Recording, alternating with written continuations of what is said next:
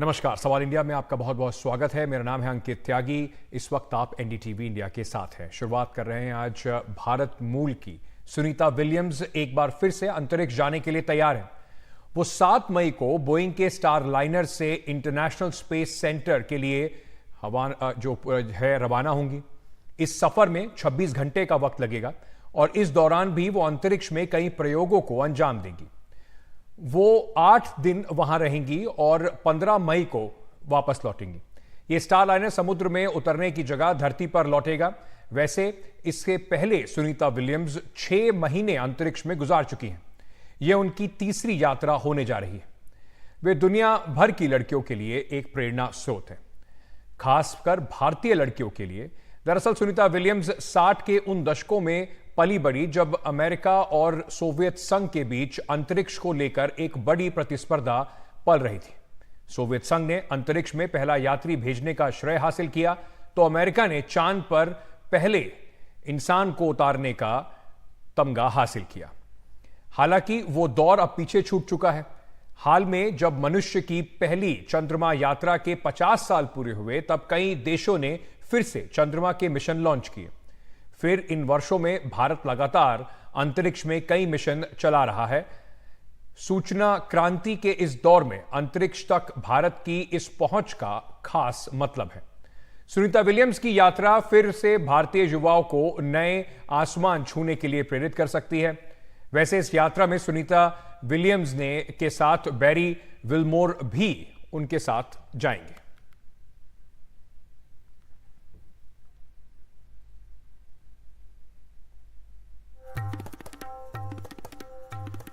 अब इस यात्रा की अहमियत क्या है, ये समझा रहे हैं हमारे साइंस एडिटर पल्लव बागला। दुनिया के अंतरिक्ष वैज्ञानिकों की नजर इस वक्त लगी है नासा के एक बड़े अहम मिशन, भारतीय मूल की कैप्टन सुनीता विलियम्स अपनी तीसरी अंतरिक्ष उड़ान के लिए तैयार हैं केनेडी स्पेस सेंटर यूएसए से। कैप्टन सुनीता विलियम्स के पिताजी डॉक्टर दीपक पांड्या गुजरात में पैदा हुए थे और उसके बाद वो अमेरिका चले गए। कैप्टन सुनीता विलियम्स नेवी की टेस्ट पायलट बनी, फिर एस्ट्रोनॉट बनी और 2 बारी अंतरिक्ष स्टेशन पे जा चुकी। 322 दिन अंतरिक्ष में रहने का उनका एक रिकॉर्ड और 50 घंटे से ज्यादा उन्होंने अंतरिक्ष में स्पेस वॉक करी है international space station.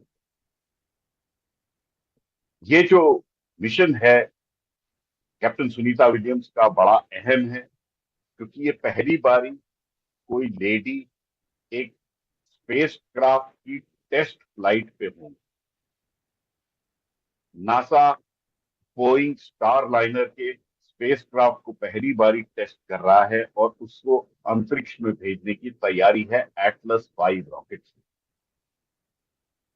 Captain Sunita Williams ने मुझे पहले बताया था कि जब वो कमर्शियल क्रू फ्लाइट पे जाएंगी तो अपने साथ वो भगवान गणेश की मूर्ति लेके जाएंगी, क्योंकि गणेश उनके लिए एक लकी चार्म। पहले उन्होंने ये भी बताया है कि वो अंतरिक्ष में समोसे खाना पसंद करती। तो ये थी कुछ दिलचस्प बातें कैप्टन सुनीता विलियम्स की। लेकिन अहम बात है कि ये बोइंग स्टार लाइनर का जो स्पेस क्राफ्ट है, नया स्पेस क्राफ्ट है, कई वर्षों के डिले के बाद इसको तैयार किया गया है और अब इसको लॉन्च करने की तैयारी। नासा चाहता है कि अंतरिक्ष स्टेशन से जो अंतरिक्ष यात्री भेजे जाएं वो कहीं ना कहीं अब कमर्शियल क्रू से भेजे जाएं। तो स्पेस एक्स और बोइंग स्टार लाइनर के थ्रू अंतरिक्ष में अंतरिक्ष यात्री भेजे जाएंगे। भारत का अपना एक ह्यूमन स्पेस फ्लाइट प्रोग्राम है गगनयान, जिसके लिए 4 गगन यात्रियों की चयन करा गया है और इसरो अपनी तरफ से कैप्टन सुनीता विलियम्स को गुड लक विश करता है और चाहता है कि कहीं ना कहीं उनका मिशन ये कामयाब। इस मिशन पे सबकी नजरें हैं, क्योंकि ये पहला स्पेस क्राफ्ट होगा जिसकी टेस्ट फ्लाइट हो रही है और एक वेटरन एस्ट्रोनॉट इंडियन ओरिजिन की कैप्टन सुनीता विलियम्स इसको पायलट करें। नई दिल्ली से पल्लव बागला, एनडीटीवी इंडिया। सुनीता विलियम्स तीसरी बार स्पेस में जाएंगी। इससे पहले सुनीता विलियम्स साल 2006 और 2012 में 2 बार अंतरिक्ष में जा चुकी हैं। इस बार की यात्रा कितनी खास होगी, स्पेसशिप की जो क्या क्या नई चीजें होंगी, इस पर जानकारी दे रही हैं हमारी सहयोगी पूजा भारद्वाज। भारत की बेटी एस्ट्रोनॉट कैप्टन सुनीता विलियम्स एक बार फिर से इतिहास रचने जा रही हैं। फिर से वो अंतरिक्ष की यात्रा करेंगी नासा के स्टारलाइनर मिशन के तहत। इस बार बिल्कुल ब्रांड न्यू स्पेसशिप होगा बोइंग स्टारलाइनर, जिससे वो उड़ान भरेंगी। 7 मई को भारतीय समय अनुसार सुबह 8:34 पर कैनेडी स्पेस सेंटर से वो उड़ान भरने वाली हैं। उनके साथ होंगे बैरी बुच विलमोर, जो कि नौसेना के टेस्ट पायलट है। 2 बार अंतरिक्ष की यात्रा वो भी कर चुके हैं, तो उनके सहयोगी होंगे इस बार। ये तीसरा ऐसा मिशन होगा सुनीता विलियम्स के लिए। 2006 और 2012 में वो अंतरिक्ष की यात्रा कर चुकी हैं और नासा ने उनको लेकर बताया है कि 322 दिनों तक वो स्पेस में रह चुकी हैं। 50 घंटे 40 मिनट तक उन्होंने स्पेस वॉक किया है, यानी कि दुनिया की ऐसी पहली महिला एस्ट्रोनॉट है जिन्होंने इतने लंबे समय के लिए स्पेस वॉक किया है। उन्होंने अपनी नई यात्रा को लेकर बताया है कि वो थोड़ी सी घबराई हुई हैं। हालांकि नया स्पेसशिप है, इसको लेकर कोई घबराहट नहीं है और स्पेस में जाना एक तरह से उनके लिए घर वापसी होगी। तो ये उन्होंने जानकारी दी है। साथ में उन्होंने ये भी बताया कि साथ में अपने वो भगवान गणेश की मूर्ति लेकर जाने वाली हैं। इससे पहले जो उनकी यात्रा थी वहाँ वो भगवत गीता लेकर गई थी। तो सबकी निगाहें, सबकी नज़रें उनकी इस यात्रा पर बनी हुई हैं। जो स्पेसशिप है उसको लेकर भी आपको थोड़ी सी जानकारी दे दें कि स्पेस एक्स और बोइंग के साथ मिलकर इसका निर्माण नासा ने करवाया है स्पेसशिप का, जो कि 7 लोगों के चालक दल और कार्गो के मिश्रण का ये अंतरिक्ष में ले जाने के लिए उसके तहत इसको डिज़ाइन किया गया है। तो सबकी नजरें बनी हुई हैं और इस यात्रा की पल पल की अपडेट्स आप तक भी पहुंचती रहेंगी। मुंबई से कैमरामैन संजय मंडल के साथ Pooja Bhardwaj, NDTV India. Sunita Williams का जिक्र छिड़ते ही एक और भारतीय लड़की की याद आती है। वो है कल्पना चावला, जो साल 2003 में अंतरिक्ष में जाने वाली पहली भारतीय महिला बनी। अभी बहुत सारे भारतीयों को याद है जब उनकी वापसी की राह देखी जा रही थी, तब अचानक उनके रॉकेट की नीली लकीर आसमान में बिखरती चली गई और इसी बीच उनकी वापसी की उम्मीदें भी बिखर गई। लेकिन कल्पना सबकी कल्पनाओं में बनी रही, सबके स्वप्नों में बनी रही। सुनीता विलियम्स जिस परंपरा को आगे बढ़ा रही हैं, उसका एक सिरा कल्पना चावला से भी जुड़ता है। क्यों महत्वपूर्ण है ये पूरी जो मिशन है, इस पर जो नासा इतनी कोशिश कर रहा है और उसका भारत पर क्या सीख सकते हैं, क्या असर पड़ सकता है? नरेंद्र भंडारी साहब हमारे साथ जुड़ रहे हैं, अंतरिक्ष वैज्ञानिक हैं। सर, आपका बहुत बहुत शुक्रिया हमारे साथ जुड़ने के लिए। मैं सबसे पहले आपसे समझना चाहता हूं कितनी बड़ी उपलब्धि है सुनीता विलियम्स के लिए, तीसरी बार उनको चुना गया है स्पेस में जाने के लिए। तो पर्सनली भी और जो भारतीय मूल की हैं, तो कितनी बड़ी बात इसको आप देखते हैं? सुनीता विलियम्स का जो मोस्ट कॉम्पिटेंट एस्ट्रोनॉट्स है उनमें उनकी गिनती होती है और उन्होंने सब जो काम किया बहुत सक्सेसफुली और बहुत कॉम्पिटेंस से किया। इसलिए उनको इस मिशन पे जो टेस्ट कर रहे हैं स्टार लाइनर को, उस पे भेजा जा रहा है, उसमें उनका सिलेक्शन किया है। वो 2 बार इंडिया आई थी पिछले 10-12 साल में और मेरे से मिली थी। तो हमने यहाँ पर राजस्थान स्कूल है उसका एक बच्चों के साथ इंटरेक्शन करवाया था और उन्होंने सब बताया कि उनके क्या एक्सपीरियंस है, शिप में कैसे रहते हैं, क्या क्या डिफिकल्टीज होती हैं। तो उनका बहुत एक्सपीरियंस है एक्स्ट्रा वेहिकुलर एक्टिविटी, जिसको हम स्पेस वॉक कहते हैं, उसके बारे में भी। और एक बार हमने उनको साइंस सिटी जो यहाँ पर है उसमें नरोत्तम साहू के साथ, वहाँ भी हमने पूरे गुजरात से स्टूडेंट्स को बुलाया था और उनके साथ इंटरेक्शन किया था। तो वो न केवल अपने उस प्रोफेशन में एक्सपीरियंस हैं, पर उनको काफी बच्चों के साथ बातचीत करने में आनंद आता है। वो सब अपने एक्सपीरियंस शेयर कर रही थी और उन्होंने बताया कि वहाँ पर क्या क्या डिफिकल्टीज आती हैं। तो वो सबसे कॉम्पिटेंट हैं आज ये टेस्ट करने के लिए और स्पेस स्टेशन पे जा रही हैं। तो हम उनको शुभकामनाएं देते हैं और वो भारत का नाम भी गौरवान्वित करेंगी। और जो हमारा गगनयान प्रोजेक्ट है जी। उसमें भी हम उनसे इंस्पिरेशन लेते रहेंगे। कल्पना चावला, सुनीता विलियम्स भारत के न सिर्फ महिलाएं बल्कि भारत के कई ऐसे नौजवान हैं जो उनके आदर्श के तौर पर उनको देखते हैं। किस तरीके की एक मतलब जैसे हमने देखा था कि जब सुनीता विलियम्स भी गई या कल्पना चावला भी गई थी तो भारत में भी एक खासा उमंग थी, लोग देख रहे थे, कई सारे लोग उससे इंस्पायर भी हुए। तो इस बार आपको लगता है कि इस प्रोग्राम को कम से कम भारत के अंदर भी इस तरीके से इस्तेमाल किया जा सकता है कि लोग इंस्पायर हों जब भारत खुद एक मैन मिशन भेजने की तैयारी कर रहा है? हाँ, तो हमारे गगनयान प्रोजेक्ट में भी ललित अंबिका जी हैं, वो इसके इंचार्ज हैं। और हमने भी 4 एस्ट्रोनॉट सेलेक्ट किए हैं, उसमें से 3 जाएंगे गगनयान में। तो शुरू से हमने पहले चंद्रयान मिशन भेजा, उसके बाद में चंद्रयान 2 3 गए, और अब हम चाहते हैं कि हमको ये कॉम्पिटेंस हासिल हो कि हम एक मानव को भी अंतरिक्ष में भेज सकें।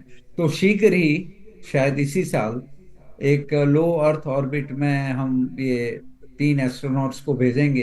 तो उसमें इनका एक्सपीरियंस हमारे बहुत काम का है, क्योंकि हम ये पहली बार ये प्रयोग कर रहे हैं। और हमें आशा है कि हमारी सब तैयारी करीब करीब पूरी है इसरो की, और जी। उसमें हम इनसे प्रेरणा लेते रहेंगे। कितना अहम है सर ये मिशन, क्योंकि ये थोड़ा सा अलग इस वजह से भी हो जाता है कि जो स्पेसक्राफ्ट है वो नया है, पानी में नहीं उतरेगा, डायरेक्ट वापस आएगा जमीन के ऊपर। कितना अहम आप इस मिशन को देख रहे हैं? देखिए, हर मिशन इम्पोर्टेंट होता है। हर मिशन की कुछ अपनी डिफिकल्टी और कुछ स्पेशलिटी होती है। पर ये पहली बार टेस्ट हो रहा है, इसलिए उनको एक बहुत अच्छा कॉम्पिटेंट एस्ट्रोनॉट चाहिए था, और उन्होंने सुनीता विलियम्स को सेलेक्ट किया इसके लिए। अब ये सब जो पृथ्वी पर उतर रहे हैं, पानी में नहीं जा रहे हैं, और वहां पर कई घंटे, 2 दिन करीब लग जाएंगे वहां पहुंचने में, और वहां कुछ दिन रहेंगी। इसके लिए सबसे उपयुक्त तो उन्हीं को माना गया। और बहुत अहम है, ये एक नया स्टेप है प्राइवेट जो जर्नी करनी स्पेस में। तो ये मेरे ख्याल से दूसरा अटेम्प्ट है, दूसरी कंपनी है जो प्राइवेट एयरलाइन ये स्पेसक्राफ्ट में भेज रही है। जी। तो इसके लिए बहुत इम्पोर्टेंट है, और इवेंचुअली ये प्राइवेट कमर्शियल फ्लाइट ही जाएंगी, क्योंकि गवर्नमेंट तो सब काम कर नहीं सकती। तो इसके लिए बिल्कुल। बहुत अहम है। बहुत बहुत शुक्रिया सर हमारे साथ जुड़ने के लिए, कुछ बारीकियां हमारे दर्शकों को समझाने के लिए। उम्मीद यही है कि इस यात्रा से देश भारत के अंदर भी कई सारे लोगों को प्रेरणा मिलेगी और हम आने वाले समय में कई सारे एस्ट्रोनॉट्स हमारे देश के भी देखेंगे। छोटा सा एक ब्रेक ले रहे हैं, खबरों का सिलसिला जारी है, बने रहिए हमारे साथ।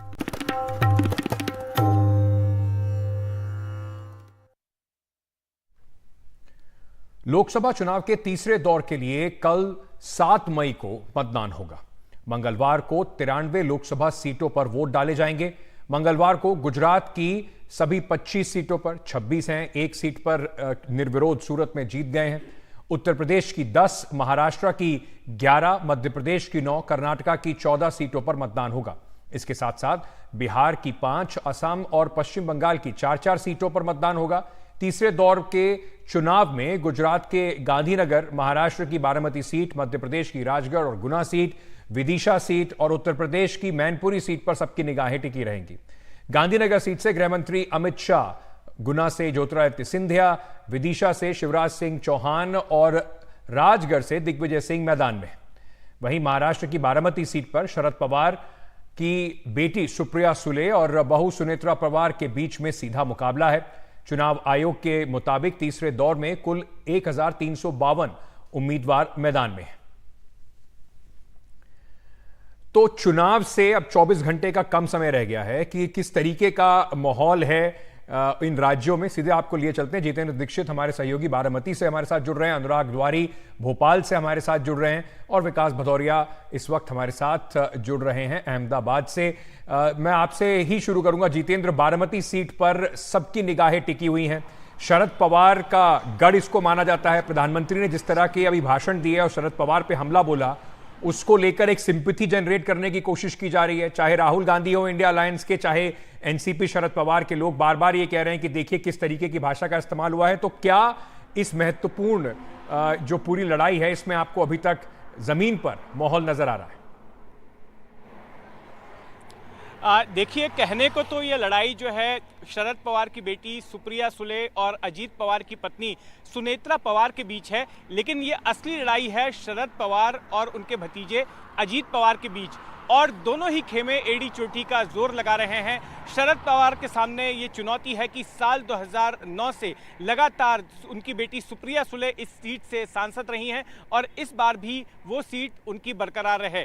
देखिए, यहाँ पर ये एक बड़ा सवाल है कि जिस तरह से पिछले साल एनसीपी में बगावत हुई, एनसीपी दो फाड़ हो गई, अजीत पवार उनको छोड़कर अलग चले गए और असली पार्टी का नाम भी जो है अजीत पवार के खेमे को मिल गया, साथ में चुनावी सिंबल मिल गया। तो ऐसे में क्या शरद पवार को किसी प्रकार की सहानुभूति का फायदा मिलता है? और खास करके जिस तरह से सीधे सीधे प्रधानमंत्री नरेंद्र मोदी अभी पिछले हफ्ते ही यहाँ पर आए थे और उन्होंने शरद पवार को टारगेट किया था, तो उनके बयानों को भी लेकर एक तरह से शरद पवार उस पर भी छक्का मारने की कोशिश कर रहे हैं। प्रधानमंत्री मोदी ने शरद पवार को यह कहा था कि बीते 45 सालों से महाराष्ट्र में एक आत्मा भटक रही है जो किसी को भी सफल नहीं होने देती और कोई भी सरकार का कार्यकाल पूरा नहीं होने देती है।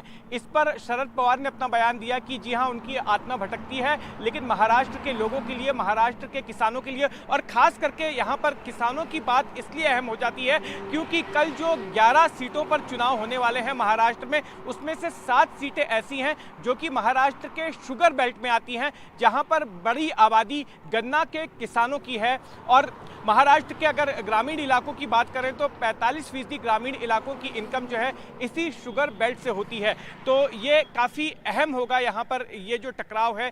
एक तरह से ये टकराव दोनों गठबंधनों के बीच भी है। महाराष्ट्र में इस बार दो गठबंधन टकरा रहे हैं। एक तरफ महाविकास आघाड़ी है जिसमें कि कांग्रेस है, शरद पवार वाली एनसीपी है और उद्धव ठाकरे वाली शिवसेना है, और दूसरी तरफ महायुति है जिसमें सबसे बड़ी पार्टी बीजेपी है, फिर एकनाथ शिंदे वाली शिवसेना है और अजीत पवार वाली एनसीपी है।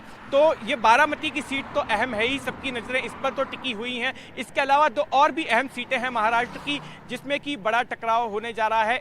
एक है रत्नागिरी सिंधुदुर्ग की सीट, जहां पर केंद्रीय मंत्री और महाराष्ट्र के पूर्व मुख्यमंत्री नारायण दाने मैदान में हैं और उन्हें चुनौती दे रहे हैं 2 बार के उसी सीट से सांसद विनायक राउत जो कि उद्धव ठाकरे वाली शिवसेना के साथ हैं। इसके अलावा दक्षिण महाराष्ट्र की एक सीट है जहां से कांग्रेस के दिग्गज नेता सुशील कुमार शिंदे की बेटी प्रणति शिंदे चुनाव लड़ रही हैं जो कि यहां से विधायक भी हैं। तो कल इन 3 हाई प्रोफाइल सीटों पर सभी की नजरें टिकी होंगी।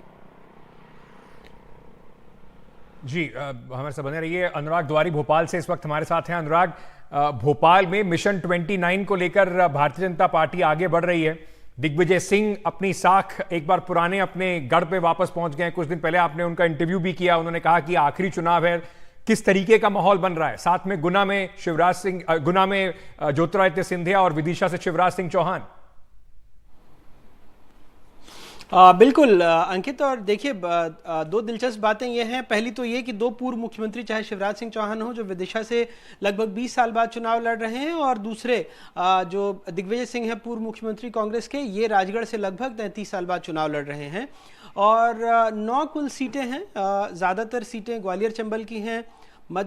मध्य भारत जो मध्य प्रदेश का वो हिस्सा यानी बैतूल और भोपाल ये इलाका भी है, और साथ ही साथ जो बुंदेलखंड का सागर है वो एक इलाका है।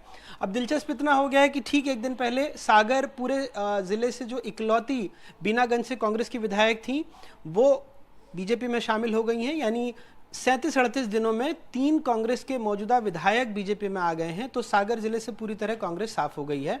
अगर विधायकों की बात करें तो वहां पर लगभग 8-0 का मामला चल रहा है अगर विधानसभा और लोकसभा में उसको तब्दीली की बात करें। लेकिन कुछ ऐसी सीटें हैं जहां कांग्रेस बहुत तगड़ी टक्कर देने की स्थिति में है, खास करके ग्वालियर चंबल।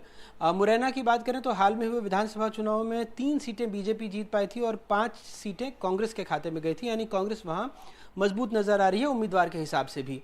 वैसे ही अगर ग्वालियर की बात करें तो 4-4 का आंकड़ा बैठा था। तो इन सीटों पर और राजगढ़ में चूंकि पूर्व मुख्यमंत्री दिग्विजय सिंह वहां से आते हैं, 2-3 सीटों पर विधानसभा में वो काफ़ी मजबूत हैं और जैसा कहते हैं ना मैन टू मैन मार्किंग करके लड़ाई लड़ रहे हैं, तो वहां जाकर वो देखा हमने। और जो मौजूदा 2 दफ़े के बीजेपी के सांसद हैं उनके खिलाफ लोगों की नाराज़गी बहुत ज़्यादा है, क्योंकि एक शिकायत ये रही है, खुद पार्टी के कुछ कार्यकर्ताओं ने कहा कि बहुत ज़्यादा मिलते जुलते नहीं हैं। तो ऐसे में कुछ सीटें ऐसी हैं जो मिशन, जैसा चूंकि आपने ये बात कही कि मिशन 29 को लेकर आगे चल रही है, तो उसकी राह में रोड़े क्या आ सकते हैं खास करके इस चरण में, इसके मद्देनजर इन बातों को हमने सामने रखा है। और बाकी इन जगहों पर जो अपनी अपनी समस्याएं हैं, लोग जहां भी जाइए तो पानी की, बिजली की, सड़क की, ये जो मूलभूत समस्याएं उसको लेकर आपके कैमरों के सामने आते ही हैं। बिल्कुल, तो क्या इस बार मूलभूत समस्याओं पर वोट होने वाला है या चेहरों को देखकर वोट होने वाला है, ये कल तय होगा। विकास भदौरिया अहमदाबाद से इस वक्त हमारे साथ जुड़ रहे हैं। विकास, सबसे सेफ सीट अगर कोई हिंदुस्तान में कही जाए तो उनमें से अहमदाबाद का नाम जरूर, गांधीनगर कॉन्स्टिट्यूएंसी का नाम जरूर आता है भारतीय जनता पार्टी के लिए। अमित शाह खुद गांधीनगर से चुनाव लड़ रहे हैं, मार्जिन बढ़ाने की लड़ाई दिखाई पड़ रही है। जी हाँ, बिल्कुल। देखिए, जो 93 लोकसभा सीटों पर चुनाव है इस तीसरे चरण में, उसमें सबसे ज़्यादा 26 सीटों पर चुनाव गुजरात में है, सभी 26 सीटों पर। और ये सारी सीटें बीजेपी ने पिछली बार भी जीती थी। लेकिन इस बार जब ये लोकसभा चुनाव हो रहा है तो उससे पहले यहाँ के प्रदेश अध्यक्ष CR पाटिल ने ये कह दिया कि हर सीट पर हम 5 लाख के अंतर से बड़ी जीत दर्ज करेंगे। और CR पाटिल जब ये बात कहते हैं तो उनकी बात को जो पॉलिटिकल पंडित हैं गंभीरता से इसलिए लेते हैं क्योंकि विधानसभा चुनाव जो तकरीबन 1.5 साल पहले हुए थे, उसी वक्त उन्होंने यहाँ पर 150 पार का नारा दिया था और जो साकार भी हुआ। तो इसलिए इस बार ये एक बड़ी चुनौती जो बीजेपी ने ली है, उसको देखना होगा कि वो किस तरह से इसको पार पाते हैं। लेकिन अहमदाबाद सीट की बात कर रहे हैं अंकित आप, इस सीट पर तो CR पाटिल ने खुद ऐलान कर दिया है कि 10 लाख के अंतर से अमित शाह को यहाँ से जिता के भेजेंगे। गृह मंत्री अमित शाह यहाँ कुल जमा अपनी सीट पर एक बार नॉमिनेशन करने आए हैं और उसके अलावा एक बार 1 रोज के लिए और आए और कार्यकर्ताओं की एक बैठक की है। उनकी तरफ से इस सीट को प्रदेश यूनिट ही लड़ रही है। लेकिन ये 26 सीटें बेहद चुनौतीपूर्ण है, क्योंकि ये गृह मंत्री अमित शाह के साथ साथ प्रधानमंत्री नरेंद्र मोदी का गृह प्रदेश भी है। यहाँ पर वो मुख्यमंत्री रह चुके हैं, यहाँ पर लगातार 2 बार 26 सीटें जीती हैं और इस बार ये चुनौती उनके सामने ज़्यादा बड़ी है। इस दौरान क्षत्रिय आंदोलन की वजह से यहाँ पर कुछ उहापोह ज़रूर था, लेकिन तकरीबन हफ्ते भर से ये जो क्षत्रिय आंदोलन चल रहा था पुरुषोत्तम रुपाला के बयान के खिलाफ, वो लगभग ठंडा हो चुका है और ये माना जा रहा है कि वोट में ये तब्दील होगा तो बीजेपी के पक्ष में ज़्यादातर हिस्सा जाएगा। हालांकि अभी भी कुछ नाराज़गी बाकी है।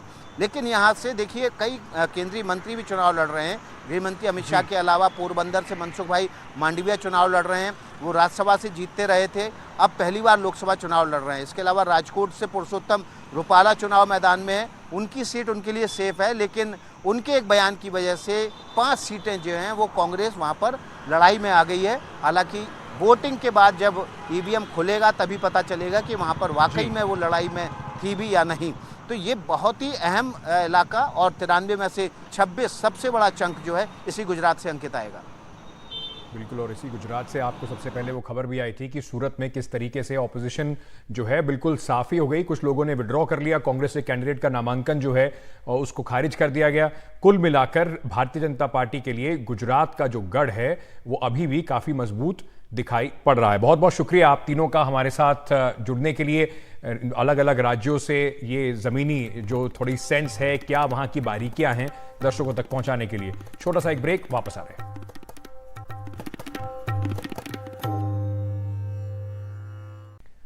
कल देश भर में मेडिकल कॉलेजों में दाखिले के लिए नीट की परीक्षा हुई। इस परीक्षा के बाद बिहार की राजधानी पटना और बिहार शरीफ के साथ झारखंड के रांची में छापेमारी शुरू हो गई। नीट परीक्षा में पेपर लीक की आशंका के चलते यह कार्रवाई की गई। पुलिस ने कई लोगों को हिरासत में भी लिया और उनसे पूछताछ की जा रही है। इसके अलावा राजस्थान के कुछ शहरों में भी पेपर लीक की आशंका के मद्देनजर छापेमारी की गई और कई लोगों को हिरासत में लिया गया है। हालांकि अब तक ये साफ नहीं है कि नीट परीक्षा का पेपर लीक हुआ है या नहीं। इसके अलावा बिहार में कुछ शहरों में डमी कैंडिडेट्स और पेपर सॉल्वर्स को भी पकड़ा गया। इस पर ज्यादा जानकारी दे रहे हैं हमारे सहयोगी प्रभाकर कुमार। ये नीट की परीक्षा है, इसमें जो सॉल्वर्स की गिरफ्तारी का मामला है वो बड़ा होता हुआ दिख रहा है।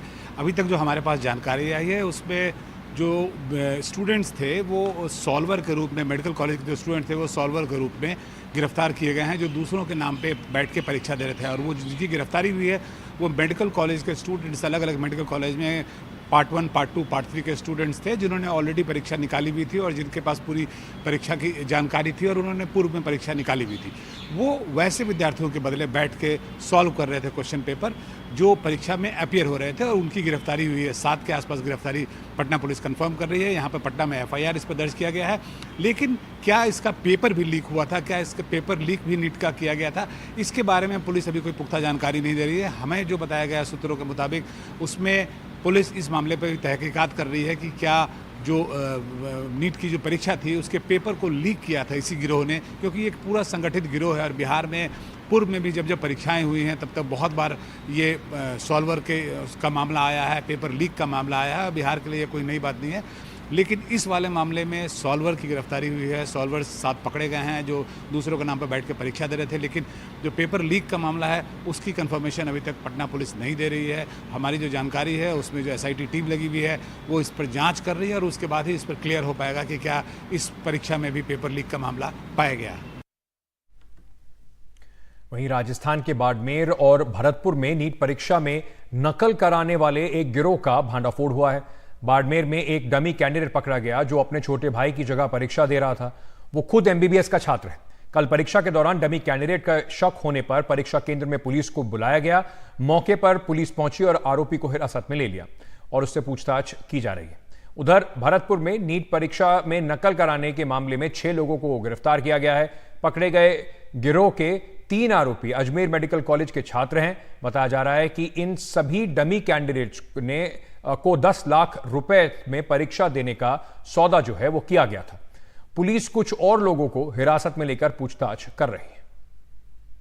प्रिंसिपल द्वारा ये अवगत कराया गया कि एक डमी कैंडिडेट बैठा है जिसमें उनका तस्दीक किया गया तो वो भागीरथ राम बिश्नोई निवासी मेघावा जिला सांसौर, और वो अपने भाई गोपाल राम की जगह बैठा था। फिर तस्दीक किया गया तो ये सही पाया गया कि ये डमी कैंडिडेट बैठा है, तो उक्त दोनों को दस्तयाब कर थाने लाया और उनके खिलाफ मुकदमा दर्ज कर उनको अग्रिम कार्रवाई की जा रही है। देखिए, राजस्थान में चीटिंग को लेके 2 जगह मामले सामने आए हैं जहां पर नीट एग्जाम में डमी कैंडिडेट को बिठाकर चीटिंग का मामले का खुलासा हुआ है। सबसे बड़ी घटना हुई है भरतपुर में, जहां पर इन्विजिलेटर ने देखा कि एक जो शख्स है वो अपना एग्जाम दे रहा था, 2 घंटे से एग्जाम दे रहा था, लेकिन उसकी जो फोटो है वो जो एडमिट कार्ड में थी फोटो उससे मैच नहीं हो पा रही थी। फिर उन्होंने पुलिस को इन्फॉर्म किया और फिर पता चला कि वहां पर डमी कैंडिडेट जो है, जो खुद MBBS का स्टूडेंट है, वो किसी और कैंडिडेट के लिए वहां पर एग्जाम दे रहा था। सिर्फ यही नहीं, उसके साथ भी इस पूरे मामले में 5 लोग और पकड़े गए हैं और यहाँ पर पैसे का लेन देन भी सामने आया है। बताया जा रहा है कि पहले तो 1 लाख दिया गया था और फिर बात हुई थी कि 9 लाख और देना है जब नीट का एग्जाम क्लियर हो। तो इस तरह से भरतपुर में जो मामला है वो बड़ा मामला सामने आया है और उन सबको अब पुलिस लेकर पूछताछ कर रही है कि किस तरह से कहीं ये चीटिंग का जो गिरोह है सिर्फ इस एग्जाम सेंटर पे ही कर रहा था या कहीं और भी कोई इसी तरह का चीटिंग हुआ है। दूसरा मामला जो सामने आया है वो बाड़मेर का है। बाड़मेर में एक भाई अपने भाई की जगह एग्जाम दे रहा था डमी कैंडिडेट बनकर। वो भी MBBS की पढ़ाई ऑलरेडी कर रहा है, तो इसलिए वो उसकी जगह एग्जाम दे रहा था। लेकिन चीटिंग को लेकर कई सख्त कानून भी बने हैं। लोकसभा ने भी बिल पास किया है, राजस्थान सरकार ने भी एंटी चीटिंग और एंटी फॉर्जिंग का एक बिल पास किया है जहां पर कड़े से कड़े प्रावधान है। लेकिन फिर भी राजस्थान में चीटिंग गिरोह जो है काफ़ी सक्रिय है। कहीं कहीं डमी कैंडिडेट्स बिठाना और जो पेपर लीक का मामला है वो तो खैर बहुत ही बड़ा मामला हुआ था, लेकिन नीट एग्जाम में डमी कैंडिडेट्स को बिठाकर 2 मामले सामने आए हैं, जहां पर भरतपुर में तो एक पूरे गिरोह को एक तरह से पकड़ा गया है। हेलो मोटो। मोटोरोला, भारत का सबसे अच्छा 5G स्मार्टफोन ब्रांड। चलिए अब आपको बताते हैं कि आज का Motorola topic of the day क्या है।